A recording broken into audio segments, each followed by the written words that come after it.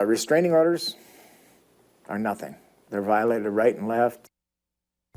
After watching his daughter and grandkids struggle with domestic violence, a Fargo man says it's time for local leaders to take the issue more seriously. He talks with Valley News Team's Veronica Marshall about how he says the system has failed his family.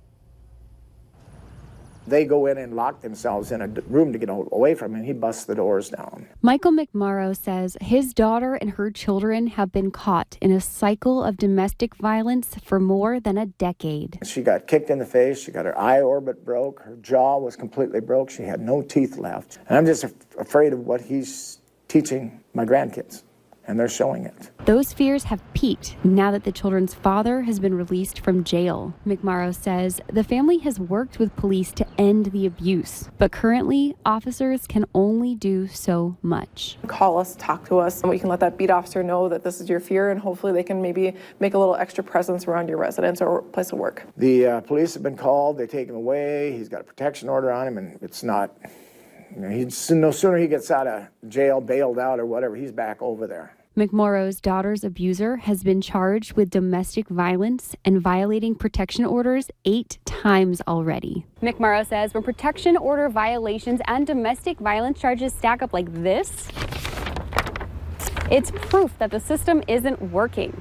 I reached out to the Cass County State's Attorney's Office multiple times to ask him if he thinks the current system is helping families like McMorrow's. He said he didn't have time to meet with me. So I asked a different set of experts. Christopher Johnson with Fargo's Rape and Abuse Crisis Center says the system isn't perfect, but it is looking into new ways to help victims. Right now, the state of North Dakota is examining the efficacy of a domestic violence court in Grand Forks. And so we're all very closely watching that to determine whether or not we can expand that to the rest of the state. Until that happens, though, McMorrow says he'll use the legal system to its fullest, even if he has to stand up to lawmakers to make a difference for families like his daughters. We got to get him out. We got to get him out. Because otherwise people are going to get beat up. People are going to get killed. In Fargo, Veronica Marshall, Valley News Live.